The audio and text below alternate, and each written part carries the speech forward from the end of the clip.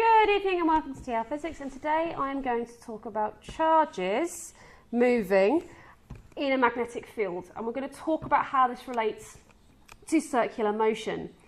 Now, we've taken how it relates to force and things like that, and we've talked about it in a wire, so you don't see this, but what I'm actually going to speak about today is a charge that's being affected by a magnetic field that's moving, and we're going to talk about the direction of the force and see what actually that means. Okay, so I've got an electron here moving at a speed of 3 times 10 to the 6 meters per second in a field that's coming into the page or into the board of 0.2 milliteslas.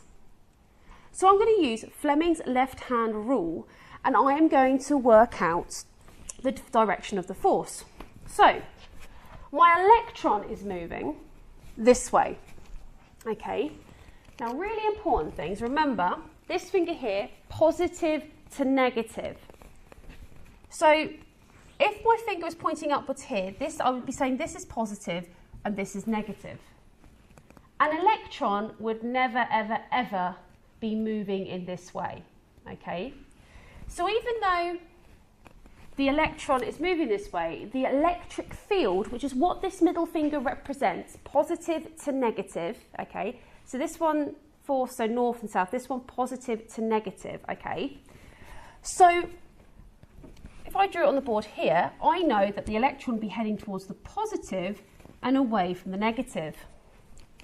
So positive to negative, my field is going in, my electron is going to feel a force this way. This is the direction of my force. Now, if you are moving forward but feeling a force this way, you end up turning. And this is a principal thing about magnetic fields.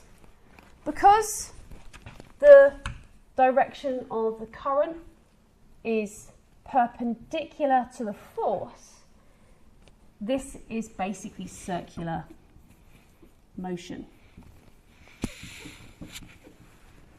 Which means that any equation for this force can be used with circular motion equations.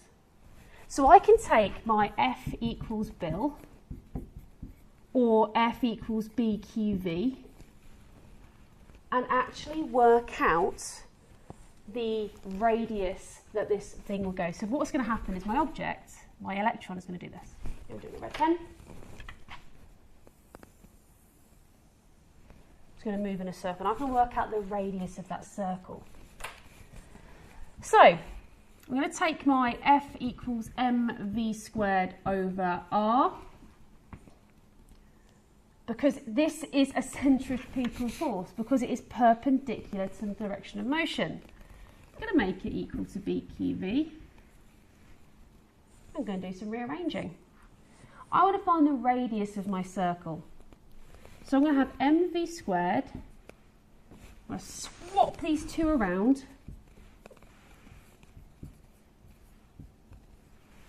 And what's going to happen is this v is going to cancel with this one. So I'm left with mv over bq equals r. And I can therefore work out the radius of this object. So this is an electron. So it's 9.11 times 10 to the minus 31. It is moving at 3 times 10 to the 6. And the magnetic field is 0.2 times 10 to the minus 3. And the charge of an electron is 1.6 times 10 to the minus 19. Those two bits of information, the mass of an electron and the charge of an electron, are all on the data sheets. So 9.11 times 10 to the minus 31 times by 3 times 10 to the 6 divided by 0.2 times 10 to the minus 3 divided by 1.6 times 10 to the minus 19. And the radius of this 0.085 meters, so about 8 centimeters. Now this is quite powerful, because I could work out, if I knew the charge on something being released, like something from a nucleus of an atom or a decaying thing, I could stick it in a magnetic field and I could work out all sorts of information. If I know the radius the object is going, I could work out its charge or its mass And so these are used in things for cyclotrons. Okay, so in cyclotrons we can speed something up, speed an electron up, and we can get it faster and faster and faster. So we can use it in things like at CERN, the LHC. Or we can use it in bubble chambers, this kind of principle, stick a charged particle in there, fire it in, and we can look at the radius of the orbit and work out its mass, so we can work out what's being emitted in a nuclear decay. So what I've done here is something very unique and very special to magnetic fields, which is because the direction of motion is here, so the direction of the motion here is perpendicular to the force.